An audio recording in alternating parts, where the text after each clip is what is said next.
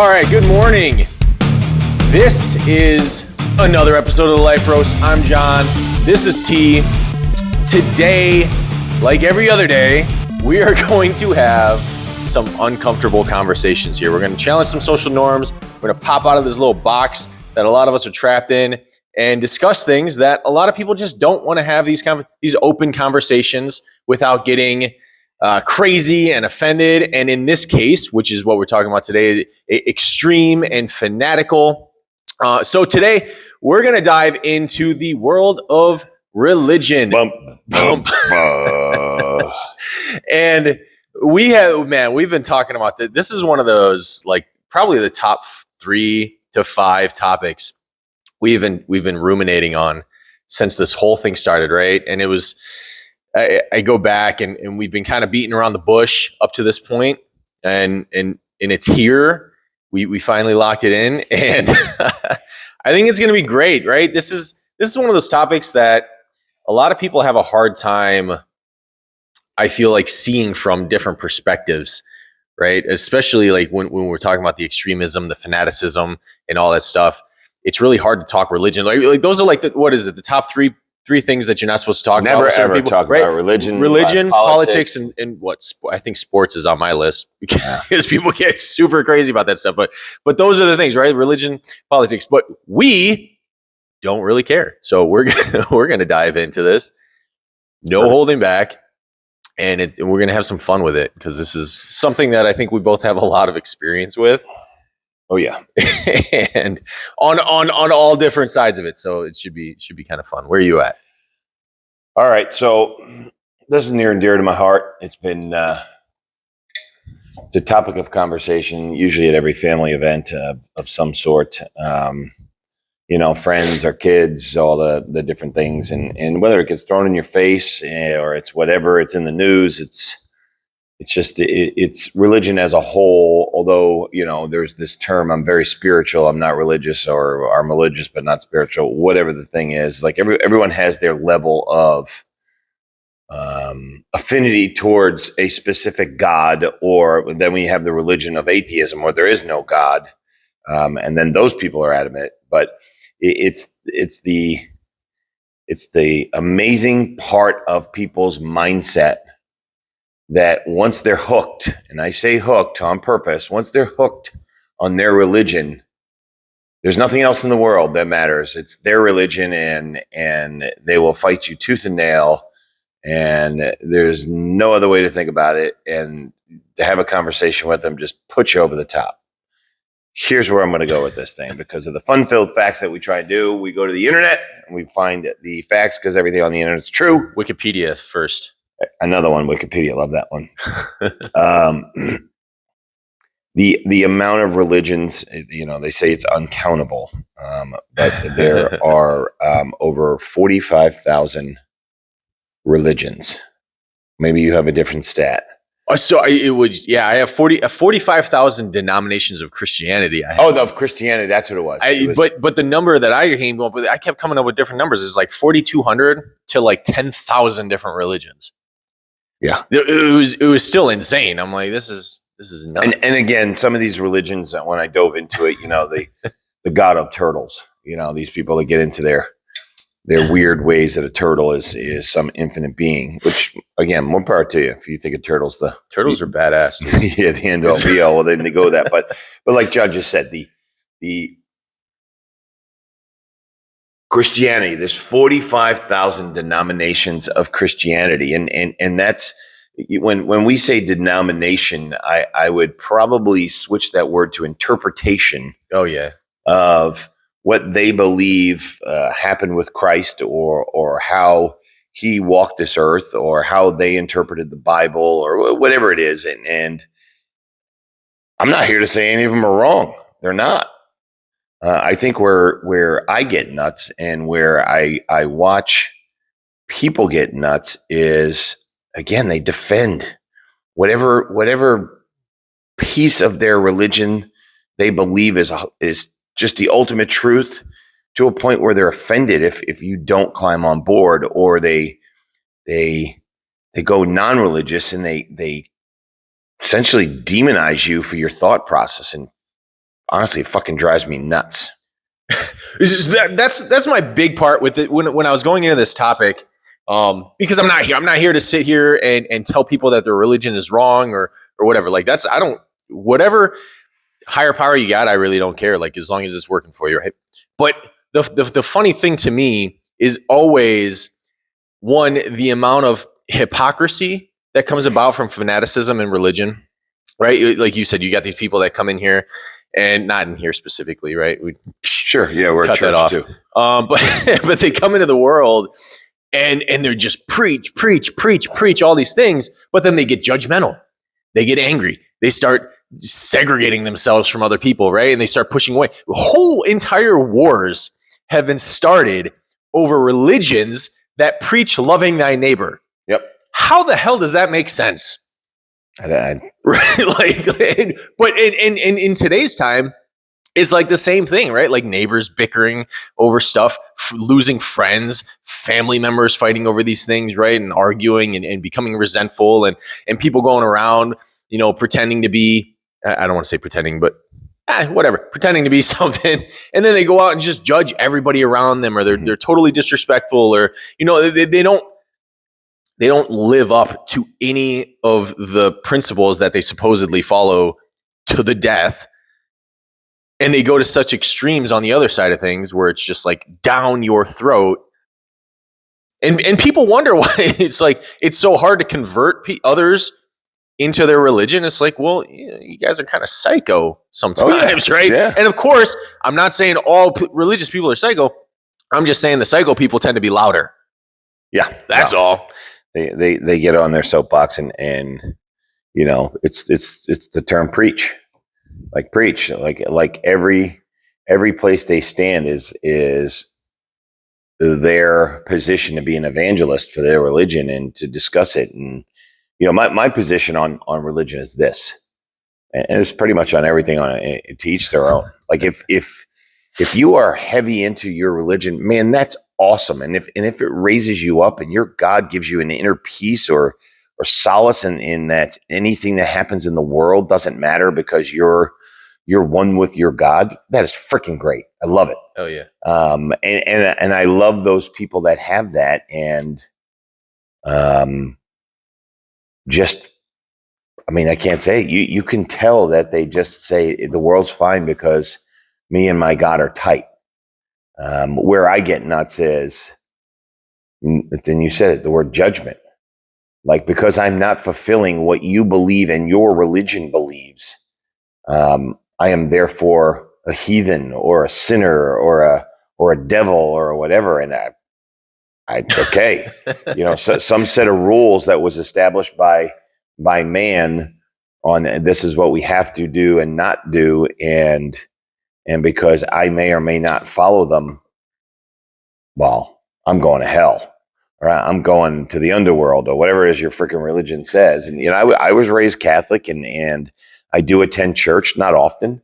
And are there things, I said it before, the whole spiritual religious. I pray every day. It's my own prayer. I don't follow the dogma of the religion that I was taught as a young person. And when I'm in church, my mind goes freaking ape shit. Because I listen to the passages that they say, and then the priest gets up there and rattles off some nonsense. Like, what? Did you read what they just talked about? Because it's homily just goes off on some tangent of his own personal beliefs. And I think, okay, whatever, dude. Again, we took what happened in the past and gave it our own spin to get us sucked in. And oh, by the way, let me finish up with, and we'll need your donations at the end of church.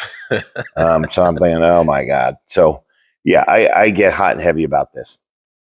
Definitely. And what is kind of crazy to me too is the fact that, so we talked about there's 4,200 to 10,000 different religions out there, right? And like you said, most of those are even more bizarre than the main ones, but there are 90% apparently, something like 90%, I think, fall within to like one of 5 different major religions. We got like Hinduism, Judaism, Christianity, Islam, and Buddhism, right? And what's funny is some of those, there's 1.2 billion Hindus out of the world, right? 15.7. What's a Hindu? It lays eggs. Go ahead. Sorry, that was a little stupid dad joke. So there's 1.2 billion Hindus, 15.7 million Jews. Am I allowed to say that? People who follow Judaism. I don't care. I'm just 2.38 billion Christians, 1.9 billion people, Muslims, Islam, and 535 million Buddhism. And what I'm getting at here is this: my religion is the only religion. My religion is the best religion. My religion is the only one that matters, right? And essentially saying that all these millions or billions of other people are full of shit. They're wrong. They deserve to be wiped out. They need me to shove this down their throat so that they convert. They need me to change their minds. Like, it is my responsibility to do this. And here's the cool thing, right? Like, we live in, this is on the other side of that. We live in a country where freedom of religion is probably one of like the basic human rights, right? It's in the Constitution. When I hear people say that they want Muslims out of America to have America back, we want America back. Right. Get rid of the Muslims, get rid of all the other people, right? The Hindus, anybody who's not. And that's literally like the antithesis to what we were founded on, right? Like, that's the extremes that people are going to in today's time. And I think it's crazy, but it's like, 1.2 billion people, they're wrong, right? I don't really care. They're wrong. I'm going to fight it to the end of the day. And that's that. And well, so my question, a hard time with that. Right. My question is, what do you think drives people? Let's get into that.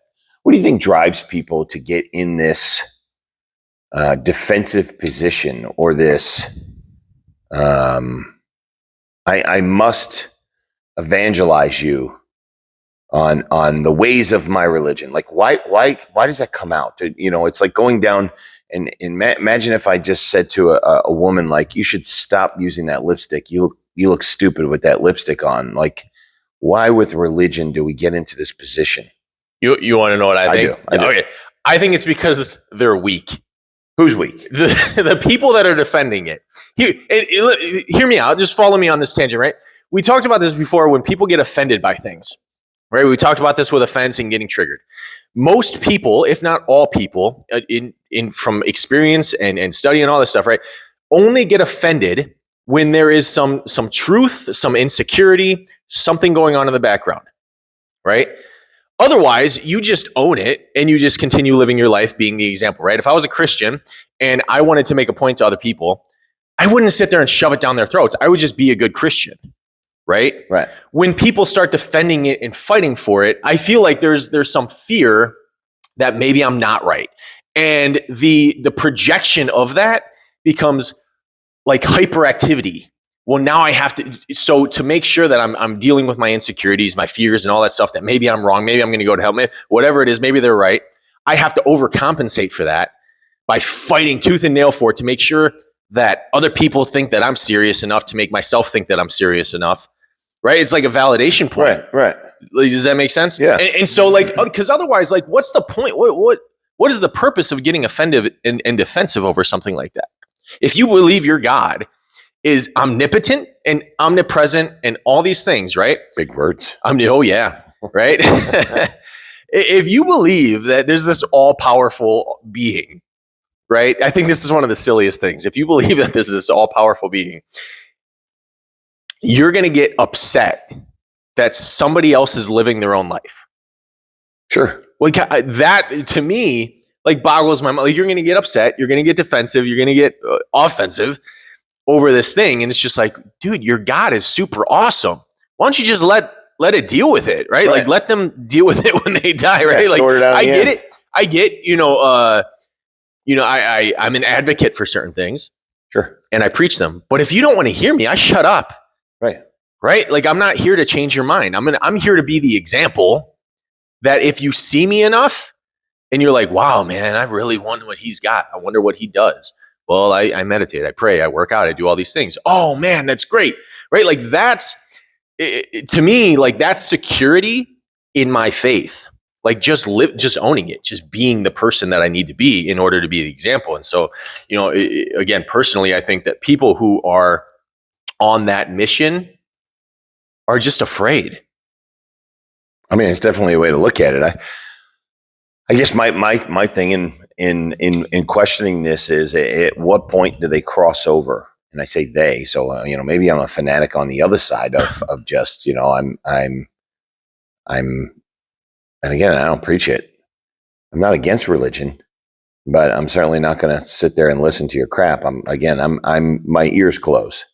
But I still go, okay, where was that tipping point where someone said, okay, I worship my God to now I am a crusader for my God, and he gave me a Bible and a staff, or a Quran and a staff, and a a Torah, whatever your book is. And now I must defend, and I must go out and spread the word. Like, they have all these missions that they want to go out and they find, villages and say, oh, we have to convert you to this religion. And I sit there and question, like, okay, like, that's awesome. Like, is it like, it's like spring, not spring training. What's the, in sports where there's a cutoff when you can grab other players from other teams. Oh man, I'm slipping on the word. Free market. I don't know. I'm not into that. It's too early. I don't know. But that's the idea here. Is like, the market's going to close, so we got to hurry up and we got to get as many players as we can before the cutoff. But it's like, that's where I still look and say, okay, when do you go to that point? And when you get to that point, kind of like what you're saying, and I got to figure out if I'm bored with it, that if you're afraid, or if you're this, or you've reached that point of no return where you're so involved that, like, you can't think straight. Like, everything is about your religion. I mean, everything, and your life becomes that, and you've removed yourself from life, and you're so absorbed by that stuff. And I, to a point where you'll dress differently, and you'll act differently, and you'll remove people from your relationships, and like, wow, all off of, and this is going to probably sound terrible, all off of a thought. Like, someone sold you on this thought. Now, hear me on this one, because when you were talking, this is where I went. There's a religion that it might be a religion in the thing. I'm sure if we looked it up, that someone probably doesn't think about, and it's in the U.S. only, probably in other countries, but the U.S. only, and it's the religion of government. We have an entire section of our country that honestly believe the government's going to save them. Like, they will always be here and take care of them. They will always say, I will continually put the same dumbass in office, without getting political now. And again, I'm not picking sides, but the same dumbass will always get put in office, and yet he does nothing. But he preaches that he's here for them, and that he's going to save them, and he's going to take them to the promised land, and he's going to take from the rich, and he's going to give to the poor. And it's like, wow, where did we hear that from before? And like Robin Hood. Well, that too. But it's like, okay, so there's a religion there that we worship every single day without even understanding that we've been brainwashed to believe, or they've been brainwashed to believe, that the government is going to help them and make sure they're always provided for, and they give them just enough to keep on coming back, and just enough. Here's another homily. Here's another mass, or another sermon, or another whatever. Like, what? But they'll show up. So this is, I teeter on the line here sometimes, and so this is where I get both. This is one I get both sided by both. Jesus, literally, is he here? I get both sided on this whole topic, right? Because, like, I was raised Catholic. I was a devout Buddhist for a while, right? Like, that was a big thing, and not to the point where I was like pushy on it, but it did absorb a lot of my life. Sure. Right. Like, I spent a lot of time in meditation. I spent a lot of time in prayer. I spent a lot of time, doing these practices and all this stuff and studying and whatnot. And I did a lot of cross-religious studies. And, there's a point where I can't say that the people that are going across the world doing missions and stuff are in the wrong, right? I don't think anyone's in the wrong. Well, yeah, I'm just saying. So, like, if I believed in something so firmly and I was so secure in it, I would want other people to have the same kind of peace, happiness, joy, freedom that I found, right? And even like this podcast, right? Like we're using this platform to spread to preach, right? I mean, preach, not caring. Exactly, right? But there's a message, and there's these things, right? Because we believe in it, we feel the effects of it, we've had the experience of living this life, and why wouldn't I want to share that with people? However, again, going on to the extreme side of things, if you're not listening to this, you shut it off. I don't care. Right. I'm not going to sit here. I'm not going to come to your house. Look, if you subscribe to this and I don't see you watching this, I'm not coming to your house, right? I'm not knocking on your door and like, hey, did you see this new episode come out? Watch it. Right. Now, right? Like, right. I'm not sitting there, going around doing stuff like that. It's again, I am the message. I am the person, right? And if you want what I have, if you're going to keep watching this, right? Period. Other than that, you can tell me to fuck off all you want. I'm going to, right? And so I totally get where religion and faith can absorb your life, right? Like I know people who are absolutely devout. Like I have a family member that is like the most devout Christian I've ever met in my life. I mean, it consumes everything about their day. And they are just like the happiest, go-lucky, loving person I've ever met in my life. Yep. And that's the awesome part of it. Exactly. And so like, yeah, I look at her and it's kind of like, well, you're a little fanatic. And yeah, a lot of our conversations end up going towards religion, but you're not sitting here just punching it down my throat saying I have to go to church with you or I'm a sinner and I'm going to go to hell, right? Like, right. So like there's that part of it where I can, because it does, it brings a lot of people peace. It brings a lot of people happiness and joy and connection and love and compassion and all these things, right? And I totally get that side of it. But it's like, yeah, when do you cross that line? Like what makes you want to jump over that ledge and say, the world needs this and I am the one that's going to bring it to them with a loaded clip. Yeah. One in the chamber, right? Like going around the world, putting my religious gun to people's heads and saying, this is the way. Right. Follow or perish. So that brings up a thought that I've had for years. There are religious people, and this goes across all religions, more so than others, where individuals are devout to their creed, their Bible, their God, their whatever, and yet they live with anxiety. And that anxiety is sometimes it's fear, the fear of the unknown. Sometimes it's the fear of death. Sometimes it's the fear of embarrassment or the fear of looking stupid, which probably leads back to embarrassment. But there's always this anxious thought that something's going to happen, and that's the amazing part to me that I sit there and think, and COVID really represented this well, which I thought was amazing. You worry so much about someone else or something they're going to do, and they could get in trouble or they could die or they could whatever, and yet their religion professes how unbelievably when you get to the doors of heaven, and it is literally the most amazing experience in the world.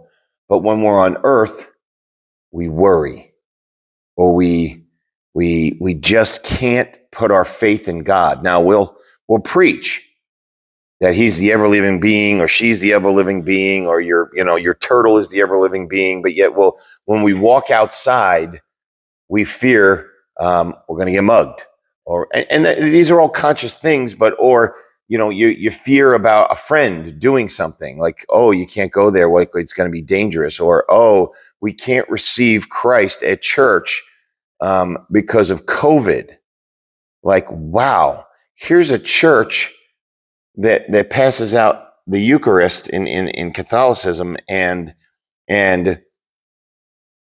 we can't do that anymore because you might get COVID and die. We can't shake hands with people. We can't do any of this stuff because there's this plague going around, and there's probably some medical part to it that may be good. But I'm like, hold on a second. We're in the church of God. You're a church of God. Like, everyone's hoping and living a life so that they can stand at the altar of God and say, thank you, I've been a good soldier for you on earth. Please accept me in here. And yet we don't want to go visit them anytime soon. So I'm sorry, I can't shake your hand. You may have the cooties. And oh, I can't let you go to this place because what if someone's not nice to you? And oh, I can't sleep tonight because my kids went out and I just can't sleep. I'm so anxious. Like, how are you religious on one side and fear of everything on the other side? Like, if you put it in God's hands, your God's hands, let it go. But they can't. So that's an incredible point, because one of the things later on my list is I can't stand when, and I get this, but I got a lot of like Christians and Catholics in my family, and when somebody dies, the amount of, so I'm going to sound like a totally heartless asshole here for a second, but they get so sad for so long, right? I'll use an example, right? My grandmother died, right? She was a devout Christian. I mean, like, she believed in heaven. The whole deal, right? Like, my grandfather was a pastor, priest. I don't know, something Protestant, maybe, whatever he is. Like, they were devout Christians. When my grandma died, and I saw the amount of sadness going around and the extent of it, and I can't help but think to myself, it's like, man, if she really was in heaven, she's living it up. That's exactly what she is so much happier where she is if she is there. Right. Right. Why would I be sad for that? Right. Because it's almost like this selfishness kind of thing, right? Where it's like, it's about us now, right? Because if I really believed that somebody was going to heaven, I don't understand why I would be sad about that. Right. If I believed in heaven, which I do and I don't, right? Like, I don't deny it, but if I believed in it so firmly and somebody died, man, that's going to hurt for a second. But like, why? I just, like, a part of me doesn't comprehend that, right? And it's the same thing with like the fear and anxiety. It's all of God or none of God, right? If I have faith in God, this all powerful, this is what blows my mind with the whole thing. I believe in an all powerful, not a semi-powerful, not a half powerful, not a demigod, not somebody who's kind of controlling the weather, but not in control of this, an all powerful God, which sure, all the major religions except for Buddhism talk about. Right. If I have that faith in an all powerful being, why the hell am I so worried about everything? Mm-hmm. Like, why? I understand that there's a saying that we have, is God will do for me what I can't do for myself, but I am responsible for doing the things that I can do. Sure. Along the way. Sure. Right. And so it is my responsibility to maintain my own life. I don't feel comfortable going into a certain neighborhood. I don't go into a certain neighborhood. If I go into that neighborhood, I have to go into that neighborhood. Everything's going to be all right. If I get robbed, I get shot, I get stabbed or whatever, everything's going to be all right. Because what's going to happen? I'm going to die and go to heaven because I lived a good life as a Christian. Oh my God, that's so scary. Right. Like, why? What? Right. You know, and so that thought process, I'm like, I get it, right? I get anxiety, I get fear, and I get all that stuff. But, you know, it's that I talked about pretending earlier. It's like I pretend to have full faith in God until shit gets real. And then I'm scared shitless. Oh, yeah. About everything that's going on in my life. Yeah. Right. And it's like, well, do you trust in all powerful God or do you not? Because it's fine either way. I'm just asking because yesterday, God was glorious. God was amazing. God was in control of everything. Right. It stormed. The tornado came through. Oh, it was God's doing. But now that your son's going out to a party, you're like, you're just freaking out, or, right, you know, you can't leave the house because you're afraid that you're going to get struck down by a car or something. Right? It's just like all the little things that we worry about. It's like either an all powerful God's in control of it or they're not.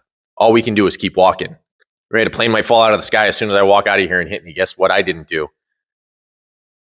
anything other than walk out of the building. Right? Like, right, that's the plane falling out of the sky is not my responsibility. Right. You know, that's between me and God. Yeah, and you're gonna ask that question when you get up when there. I Like, get there, yeah. dude, Hopefully, really? That's how we did this. yeah. It would be a you know, badass way to go out, though. I'm not gonna lie. Like, if you just plane falls out of the sky, later, it would be a weird conversation for your family at the funeral. But I go here on all of this stuff with religion. And this phrase came out years ago, and it's the "What would Jesus do?" We've had this conversation on this podcast before, but I think this is where I disconnect from all religion. Like, if I wake up and I say to myself today, it's going to be a good day, and based on that attitude, I'm willing to step up for whoever needs a hand, or to provide a happy smile, or to whatever. With the idea that what would my God do? I would hope your God would do the same exact thing. And if we live that life, well, damn, wouldn't it be a great world? Like, okay, I walk across the street and there's a Muslim over there. Like, why do I give a shit that he's Muslim? Because if he had a flat tire and he was struggling, like, guess who's helping him? Not this Catholic guy, just this dude named Terrence that everyone just thinks is a goofball, whatever. But I don't see him as a Muslim. I see him some dude, a dad, a brother, a son, a whatever, an uncle, a guy that's like has to get a delivery made. Like, dude, I got you. But why would I ignore him and drive past him? Like, okay, well, because he's Muslim, or he's Catholic, or he's a Jew. Like, God, we know what's going on over in the Middle East right now with all this crap, all religion based. But it's where I sit there and say, okay, the 10 Commandments, thou shalt not. Personally, they're a given. Like, yeah, I would hope you wouldn't kill someone, and I hope you wouldn't steal, and I hope you wouldn't covet the neighbor's wife. Like, these are all like, okay, don't bang your neighbor's wife, bro. What? Like, I don't know that that's a religious thing or just common courtesy. We shouldn't kill each other. We shouldn't do all these things. And yet then we add and we add and we add rules. And here's my big piece on religion. And this is where I think it comes down to. At some part of history, it was a way to control. Like, how do I get people to fall in line with a process or a method that gets them to settle down? And I'll take the stance that it was all for good. Like, people were crazy, fearful, but don't worry. There's this person out there that will protect you. And he will watch over you. And do I believe there's that person? I actually do. Or whether it's a person or it's an infinite thing, a universe, whatever. But it was created by someone. And then, like we said, 45,000 different versions of Christianity. Like, huh? Is that just another way to think? Is that another way to protect yourself, or was it another way to control? Kind of like you said, we're on a podcast just preaching right now. Our preach is more about, don't get caught up in the bullshit. Just live a good life and drive yourself. The house of John and T. Maybe we that's how we do it. Let's get robes next time. This will be fun. We'll start our own little thing. Yeah. But my point there is, as I roll off on a million tangents, is like, who created them? Who created these religions? And I would hope they created them on this, I'm going to make life better. So follow my word, and I promise you, your life will be better. Or you'll have crazies that say, "Oh yeah, you're going to follow my religion, and I'm going to take you to hell." So it's to me, it just amazes me how we get caught up in all this stuff, all on this belief that our way is the right way, or our religion is the right way. I remember very specifically reading the Bible and come across it all the times that it said, be Protestant, but don't be Protestant during this time, be Lutheran during this time. And hang on a second, no, only during that specific time, you're going to be a Catholic over here, right? And then now you're going to turn around and say that the Lutherans are wrong, and then you're going to go over here and be a Presbyterian. But wait a second, nope, third chapter comes out, you go back to being Catholic. You got to be, no, what? I don't understand where the man created all of those titles. Yes. not once I've read the Bible, I'm versed on the Bible. Okay. Not once did anybody say anything about anything religious. Right? Right. The word Christianity isn't even in the Bible. So just tell me how 45,000 different versions of something that wasn't even one version of come about. How does that even happen? I don't know.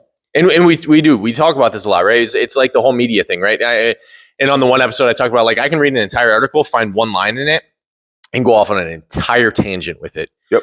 And base all of my decisions and all of my vocabulary and everything, every way that I communicate on that one singular line. And I feel like that's what we've done. We've taken something so amazing, right?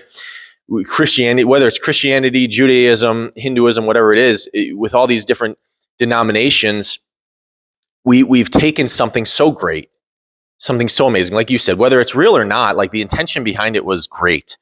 It was for good, right? And we've taken it and twisted it into so many different ways to serve our own purposes, right? Because if I can't create a new church, if I can't create a new denomination, then I'm just like everybody else. I don't stand out. I don't stand apart. I don't have my own following. Right. Right. And I think that might be a part of it. It's just like, again, it goes back to the need to be significant, the need to stand out and be apart from and be superior and be different. And otherwise, like, what is a Lutheran? What is a Presbyterian? What's a Protestant?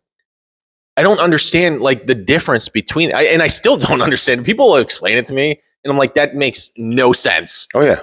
Do you like Jesus? Was Jesus cool? Was he a good guy? Right? Was he a righteous dude? Right? Was God awesome? All right, that's it. Agreed. You know, like, why do we have to sit here and be like, I don't go to that church because I'm not this, and it's like, well, shouldn't you just go to church? I don't know. Well, so let me go this way, and this is my firm belief. This is my religion, and I don't remember where I heard it.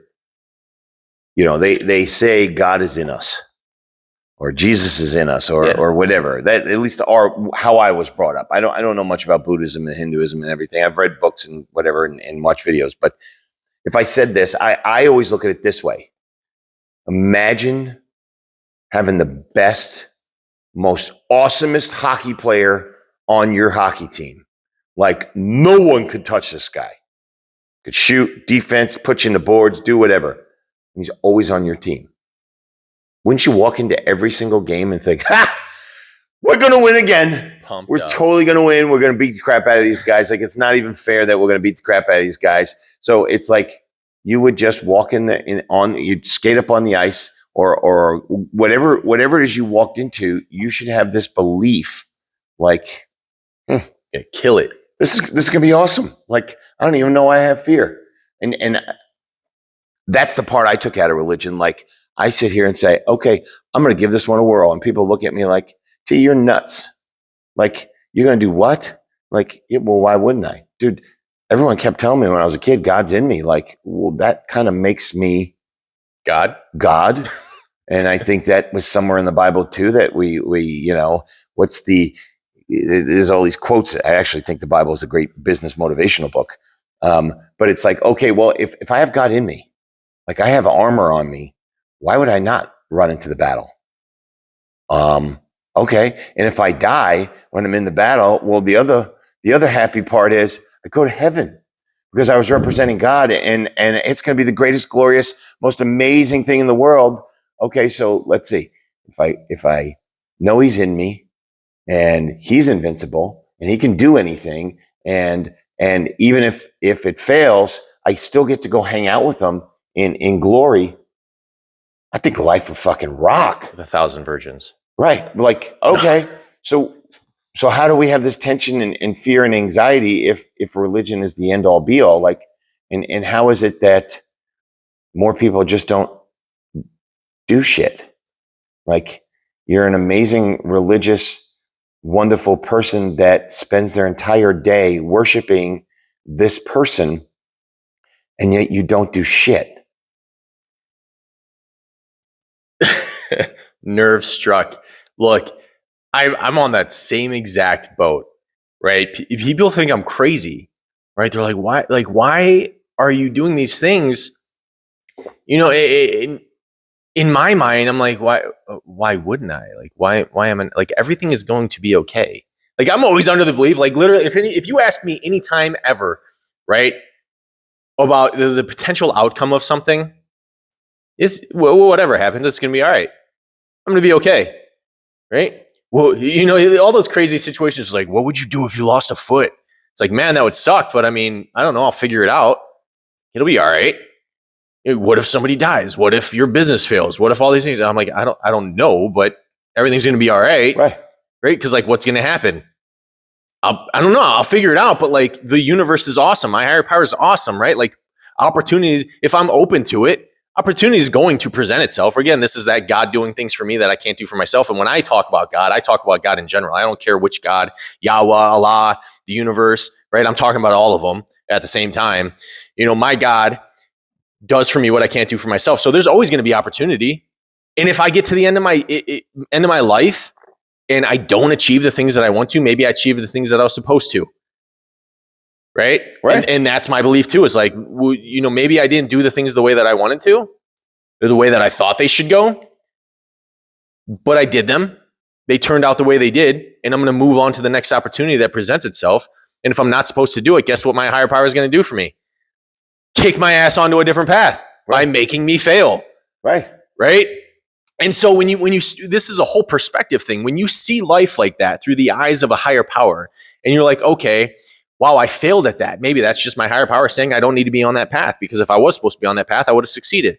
So maybe I'm just being guided somewhere else, right? And when you think like that, it's like, why would I worry? Why? I'm going to do everything that I can for the things that I need to be doing. And if they don't work out, they don't work out. I'm going to move on to something else. Right. Right. And when I die, right? Whether I go to heaven or wherever it is that I believe in, like, that's cool too. Like, that's fine. Yeah. There's nothing afterwards. Okay. I'm okay with that, because I just believe everything's going to be all right. Everything's just all hunky dory, yeah, I don't quite get it. And I still get nervous and anxious about things, but it's so fleeting. Sure. Like, it just fades. Cause like, sometimes, and this is where I don't want to be a hypocrite myself, is where like, I have that faith, and there's still times where I get afraid of things, but I think the thing is being so aware and so conscious of it that I can come back to my faith and say, why the hell am I worrying about that? Well, and that's where I have this overwhelming faith in the armor that was provided to me. Like, what's the worst that could happen? I die? Like, even that, supposedly based on the religion I was taught, is, well, that's the entrance into the glory land. I die. Yeah, but then you would leave your family behind. Like, okay, all right. But didn't everyone say that I want to live a life so that I can reach the kingdom of God? And like, am I going to worry what I left behind? Like, because apparently the future is supposed to be amazing when I get up there. But again, I wake up with this thought process of, and it sank in. It sank in big time. God's in me. So if God's in me, like, I got the best hockey player on the team. Let's get on the ice. This is going to rock. The other guy's got the other team's got a big dude on it. Like, yeah, but they don't have God. They don't have my God. Like, well, I'm getting on the ice too. And if that dude puts me into the boards, that's okay. Because my boy's going to take care of him. Next period, next line.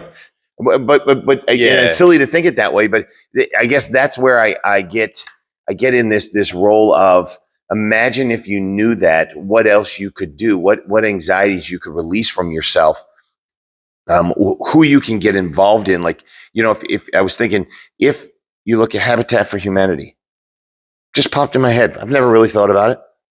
Like, people go build houses for other people. How awesome is that? That's pretty cool.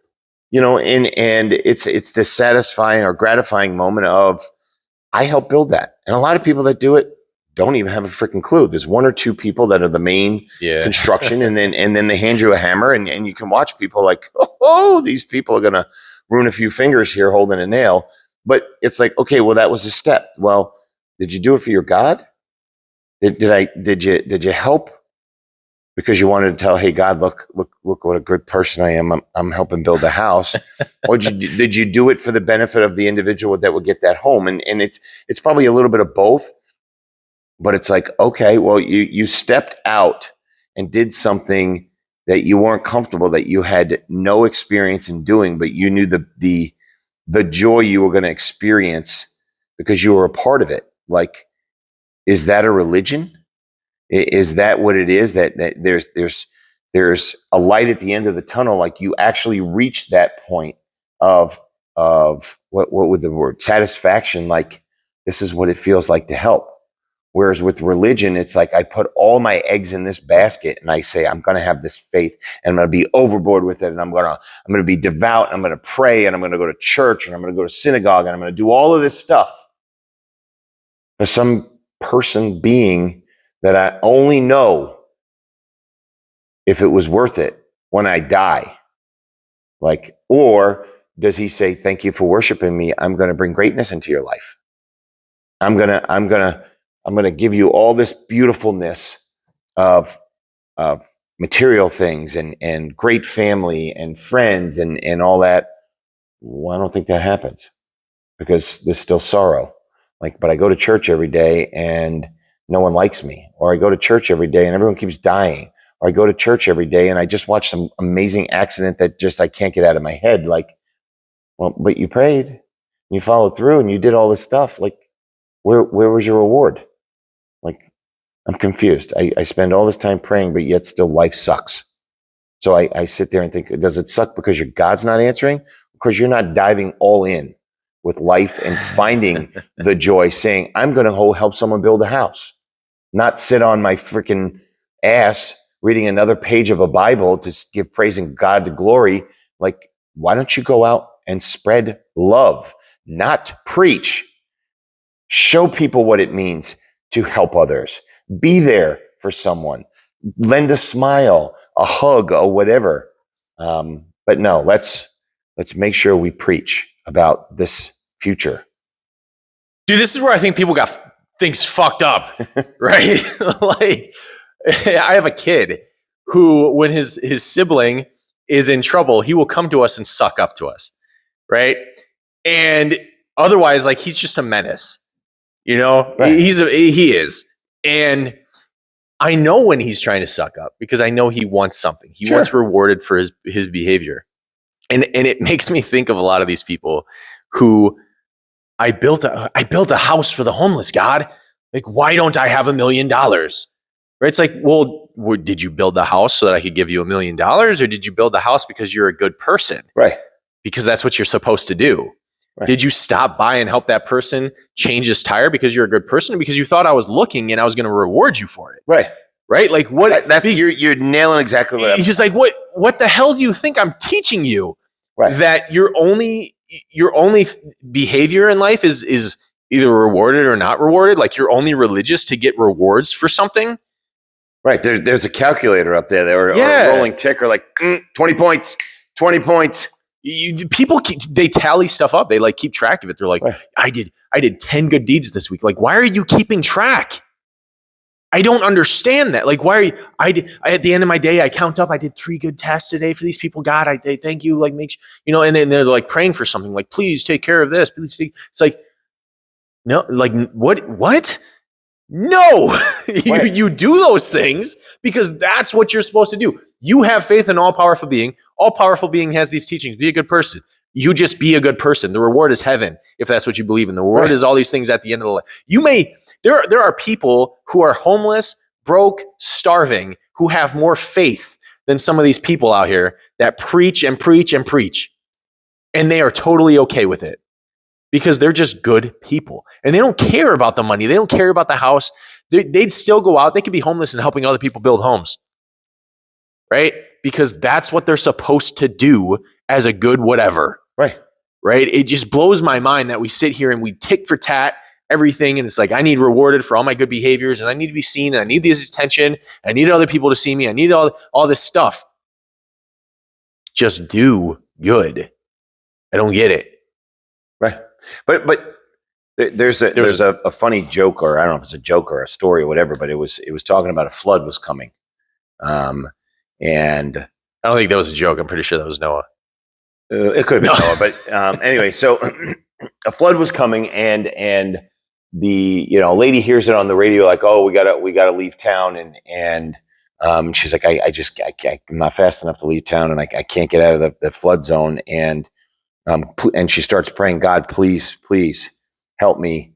I just don't know what I'm going to do. And all of a sudden there's a knock at the door, and it's the police. Ma'am, you have to leave. Come with us, and we'll take you out of here. And she says, no, I'm good. My God's going to save me. I'm good.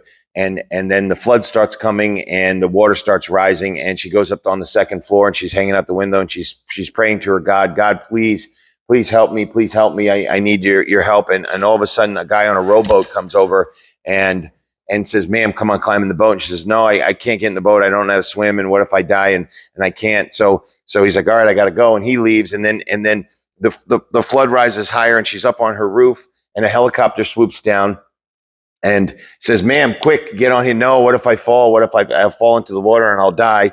And then the water keeps on going and rises up over the roof, and she dies. And then she gets to the pearly gates, and God is like, welcome to my thing. And she's like, I'm mad at you. Well, why? Because I'm mad at you because I prayed to you and I worshiped you, and I said, please save me, and you didn't. And God looked at her and said, hold on a second. I put a radio spot out there that said there's a flood coming. Get to safe ground. I sent the policeman to your house to pick you up, and you ignored that one too. I sent the guy on the rowboat to your house to pick you up. I sent the helicopter, and yet you listened to none of it. So my point in saying all that is, like, the moral of the story is, like, it's there. It's just what are we seeing? What do we hear? What bullshit do we have in our head that we keep saying, oh, he's going to save me? Like, I think it's there every day. It's kind of like, if he brought you to it, he'll bring you through it, or God helps those who help themselves. Like, I think of a whole bunch of stupid quotes like that, but it's like, holy shit, just, you're here, do what you can do for yourself first, and then take what you have to help others in some capacity. Like, okay, that's a pretty simple life. Like, imagine living by example. Like, I'm going to do those things. Like, I would love to pull over and help that guy change his tire. But boy, this is a dangerous highway. And what if I get out there and I get hit by a car? It's like, well, God, if you believe this, had you traveling down that highway to see that this guy was stuck and he needed your help. But your first thought was, I may get hurt. Sorry, bro. I got to go. Like, okay, did your scorecard just lose 10 points? Oh man. And again, I just think too deep on this shit. Like, is it an opportunity to make points, or is there another guy on a dangerous highway that you could hurry up and the two of you could knock this thing out and you're both safe? Or, sorry, bro, I got kids at home. I can't stop. I know, a lot to take in. Well, so there's this argument that I have for stuff like this, and it goes back to the idea that God is this all-powerful, all-knowing being, right? In all major religions.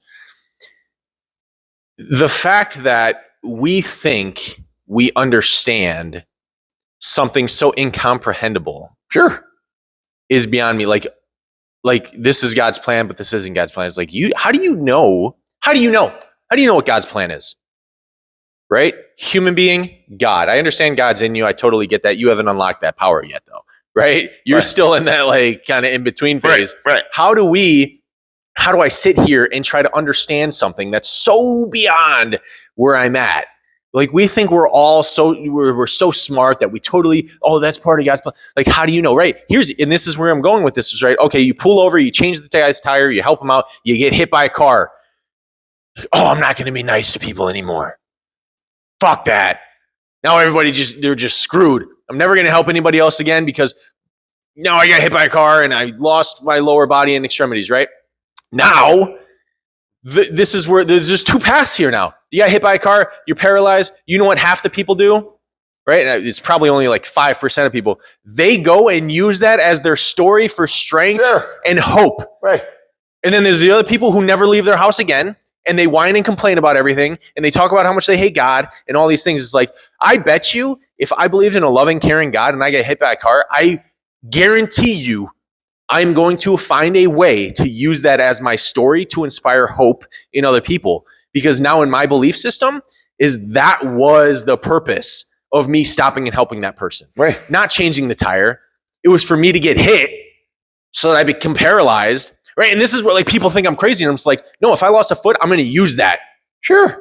Because that was part of it. That's what happened. Right. If I lose my lower extremities, that was part of the plan. Mm-hmm. Whether it was a plan or not, I don't know. But isn't it so much better to believe that everything is happening for me by design, by some loving, kind, higher power that wants me to succeed and spread the message and hope through my actions and my behaviors? Wouldn't that be so much better than to think everything's out to get me, that I'm going to get hurt, that I'm afraid of everything, that everybody can go screw themselves, that all this stuff, right? Because I got hurt once trying to help somebody. Right? Like the whole victim mentality that everything's out to get me, even though I believe in an all-powerful God that I don't understand. Like, wait, well, let me take that, because that's where I go into the fanaticism or the extremism on this whole thing. I'm a fanatic. If the religion, and again, this is going to be based on religions. I mean, you talk about Islam, and there's certain factions of what they believe that it's all about them and them only, and everyone else should die.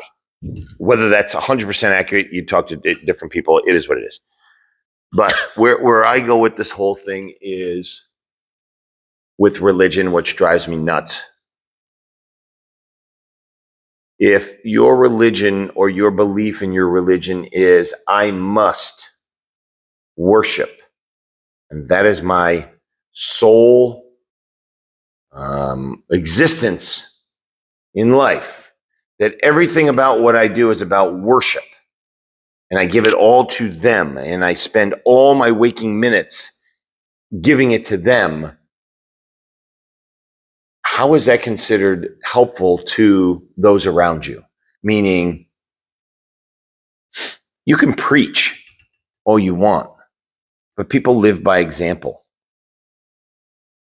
I can tell someone how to hit a fastball all day long, but if I swing a bat in front of them and I show them, and I show them, and I show them, after a while, they start to understand the dynamics and the fundamentals and the mechanical skills, where they start to exemplify, and all of a sudden they can hit a baseball. Weird analogy, but my point is, like, if you want to show off your amazing religion, what does your amazing religion show off to people? Sit at home and worship? Go to a church and worship? Go do all this and worship? Only discuss your worshipness? Or do you go out and show that you're there for people? You care about people. You go an extra mile for people. You're joyous in life. You're happy. When the chips are down, you're still the person that everyone's saying, okay. It would whatever level that comes to, you could be the Rock and still be stoic and kind of quiet.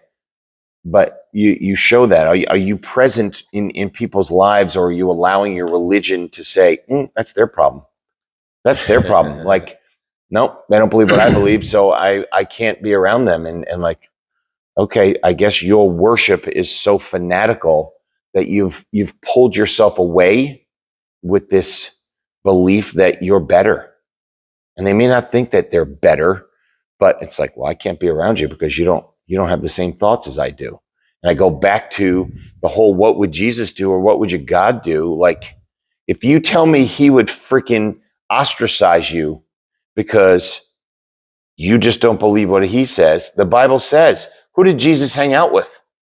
Sinners and whores. Sinners and whores and tax collectors and all these things, because he saw inside of them. Like, that's okay. You do you. I got you. You're a sinner. Don't worry. Oh, that's right. I'm going to die on the cross for you, so that you can still do you, but you'll still make it into the kingdom of God. Like, how have we spun this so bad that our fanatic thing is, it's only about that religion, has nothing to do with helping others, humanity, all of the stuff that goes on. Like, you've ostracized yourself to put worship in something. And like, okay, thank you. the people I love the most are the ones that are over the top religious, and yet they're amazing individuals. They are always happy. They are always there to help. They are always like, I don't know how to do that, but I can lift things, or I can do things, or sure, I would love to come over, or blah, blah, blah, blah, blah. And we're having a conversation. I have a very good buddy who's a priest, the most religious man. Like, to be around him, you feel better. Our conversations are not about church and God, and it's his job. It's his calling. We can just hang out and talk. And sure, he blesses me and does all the magic that he does. Yeah. But it's like, okay, you're actually a step away from God according to your role in life, and yet you don't preach. You're not constantly trying to drag me into your world. That's, to me, is good people. The rest of them, get off your pulpit. Like, you're just putting yourself out on an island of loneliness. Yeah, I think that's one of the biggest parts for me, right? When it comes down to all of this stuff, people that are always, because I have people in my life that are pushy with their religion. They're always trying to get me to take my kids to private school and do all these things and go to church and all this stuff. And it's just like, and I look at them, I'm like, your God's not doing great for your life. Right? Like, right. You're high strung, you have so much anxiety that it's literally debilitating, or you're quick to judge or anger or whatever it is. I'm talking about different people, not all the same person. But, and I look at them like, why would I want what you have? Right? I don't look at the religion, I look at the person, because they are the manifestation of it, right? They're the representation. They are the representor of whatever it is that they're talking about, right? If your relationship with God was so great, I would see it. I wouldn't have to hear it. That's a great statement. Right? I wouldn't have to hear it. You'd be walking proof, right? I'm in NA, right? We talk about this all the time. It's like, if you want what somebody has, you do what they do. If you don't want what somebody has, right? If I don't want to be a drug addict, I don't go do drugs, right? If I don't want to be if I don't want to live a certain career, I don't follow that career. But if I look at somebody and say, wow, they have everything that I want, not because they talk about it, just because of the way that they act, the way that they behave, the way that they live, man, I'm going to go ask them what they do. That's the part of this that it is, right? Like, be the example. Don't preach the example, be the example. You can preach all you want. Nobody's going to listen until they see it. Right. Nobody's going to listen until they open their ears because they want to accept it. Like, there's a thing I learned back from my coaching career is people will be coached when they want to be coached. Like, I have the answer, but if they didn't ask the question, why am I delivering the answer?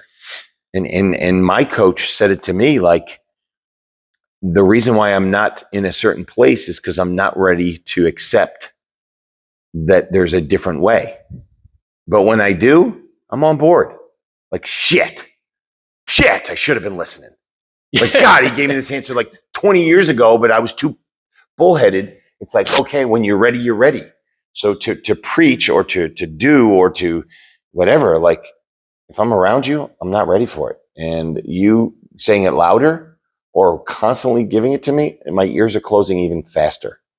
Yeah, I have people all the time that for years don't say anything, and then eventually it's like, man, listen, like, I got to know, right? And it's like, okay, now we can have the conversation, right? For whatever it is, you know. And I see it all the time, and it's just crazy, because that's how you affect change, right? Plant the seed by your behavior.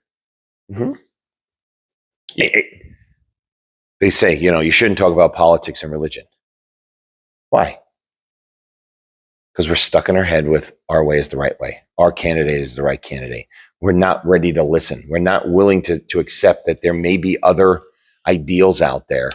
And therefore, we build the walls up. Mm-hmm. And that says, nope. I mean, look at how polarized our U.S. government is right now with all the bullshit in politics. Like, at the end of the day, on November 6th, we show up and we vote. Bing! I picked this person. Life moves on. Bing! I picked this religion. Okay, thank you. It's a good example too, because I'll say I don't want to know what your political party is. I want to know how it affects you. Sure. Right? What do you do? Yeah, like I don't care if you're a Republican or Democrat. I just want to see how you're walking and living, right? Because if it's working, then I'll want to be a part of it. Right. Period. You know? And that's what, like, I don't understand the divisiveness with all that. I don't get the divisiveness of all this stuff. It doesn't make sense. None of it does. Like, can we just like? Can't we all just get along? I mean, Ronnie King was onto something. Doesn't make any sense, right? Why can't we just like just walk, just live, shut up, and just live? Right. But I guess that's the question: what is living? What does that mean? If someone's living is hookers and cocaine and alcohol and partying all the time, well, that's their living. That's part of their path, man. I don't know. And is that wrong? I don't know. I needed that stuff to be who I am today. And I mean, not the hookers. I've never, whatever. But you're right. I mean, that's that ricochet. Like here's an unbelievable, like, why do things happen to us? And I've said this before, I think in one of the previous for ones. Us. Right. No, sorry. Another statement. Why it didn't happen to you, it happened for you. But my first wife passed away from cancer. Brutal. Like, how can a God allow this to happen and drag us through? You take a young woman away from her children, you do all of these things, and like, you're like, okay, there's no such thing as a God. And yet today, because of that action, how my life was turned upside down, I have 2 amazing boys with my wife, my new wife, not new, 16 years. How could I sit there and say, which one's more important? Should I have my first wife back and it means I don't get Sammy and Theo? Or did that happen? Like, do I get mad at God? Like, I lost a business when she was sick, like $1 million business. And I could look back and be angry, but guess what I got? 100% time to take care of my wife and learn how to be a dad and da-da-da. So when I look back, I'm like, wow, there is someone watching out, or the universe or the God or the alpha, whatever it is. But it's like, okay, going back to your point, like, it brings you to the next level. If God brought you to it, he'll bring you through it.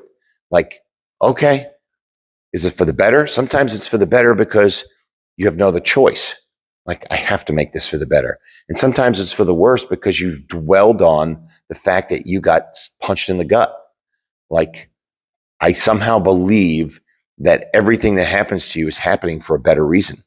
Like, it's bringing you to a better location. Or you might be freaked out by this. It's bringing you to a location that is better for someone else. Ooh. Because they're going to affect a bigger part of society. But that's not about me. Oh, well. But I think that's where religion should go. Is it's not about me. It's like, you are here to advance something. Boy, I'm getting philosophical. Well, man. But it's this idea that whatever I do is going to affect people around me in a negative or a positive way. The question is it ultimately going to lead to things that are better? I may do something negative, drive drunk, and I kill someone. I don't know if that was a positive or a negative. Maybe the person I killed started something else, a foundation that started this foundation that ultimately became this.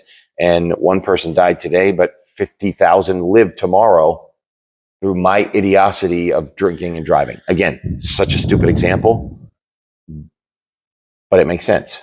Well, again, the point there is, isn't it better to believe that everything happens for a positive reason? Yes. Isn't it just better? Like, isn't it just easier and happier and more joyous to live like that? Like, everything serves a purpose. Right. Everything happens for me. And it's hard to see. I'm not saying it's easy. I'm just saying, like, isn't that a better place to be? Right. But if you're listening to this, or you're thinking about your religion, you're angry because of this conversation, like, why? Why would you be angry? Like, that's a choice. Anger is a choice. Would your God be angry? I don't know. According to your religion, they probably are, because I'm speaking blasphemy, if that's the term. I'm probably going to hell. Right. Either way, it's where I sit there and say, anger is a choice. And if you have such strong faith, back to my original thought was, why would I be upset about anything? Why would I have this anxiety? Why would I have this anger? Like, I got this dude in me, this chick in me. However you take that. But that's my point is man, we get so caught up in all this nonsense of shit, and religion creates this silo of fucking nonsense that we become hypocrites. We become exactly what our religion tells us not to be. And we defend it all day long. Like, how about just waking up, loving life, loving your neighbor, doing what's best for them, and having your own inner sanctum of awesomeness with your God, instead of becoming this evangelist that blasts anyone that doesn't think or follow your God. It's ridiculous. Yeah, a lot of it's ridiculous. So I'll end on this. Yeah. Because we're going to circle the drain too many times here. It still comes back to purpose. It comes back to objective. Like, what is your objective every day? Like, what is it you strive to do? If you rest your head on the pillow today, did you first do whatever it is you needed to do for yourself? And then number two, did you go out of your way for someone else? Was that an objective today? Or was it just, I'm just going to wake up and exist? Or I'm just going to wake up and stick my face in some religious activity, and I do nothing for anyone else but worship, because you believe that that's what's going to get you into the kingdom of heaven, da, da, da, da. So I think my point is, figure out how to go out of your way today for someone else. Like, because that's what your God would have done. He was trying to do things for you. So why not be godly and do something for others? Help others. Go out of you, bring a smile to their face, bring joy to them, bring something, rather than just saying, I'm sorry. I know you're stuck on the side of the road, but it's too dangerous. Like, fuck that. Like, step up, do something for someone else. Some empowering words there, man. There you go. Deepness. It's just, well, I'm gonna go make someone's day. I'm gonna go pop somebody's tire just so I can pull over and help them. There you go. Maybe I'll run out. I'll pop your tire real quick. Don't. I got to get to work. Yeah. So that's our story today. Deepness. Don't get angry. Be the example. Pray on it. I promise you won't pray be on mad. it. Pray on it. Cool. All right. Well, if that's the case, you know what? There's one thing that I know God wants all of you to do. I do too. And that's subscribe to this channel. So you can hear more stuff like this and get angry or laugh about it. Exactly. You know, there's that little like button down there, the notification button, all the stuff, right? And leaving a comment is important. Tell us your experience with religion, with whatever, any of the other topics. Go look at all the other episodes that we had. Leave comments. Let's start some discussions, right?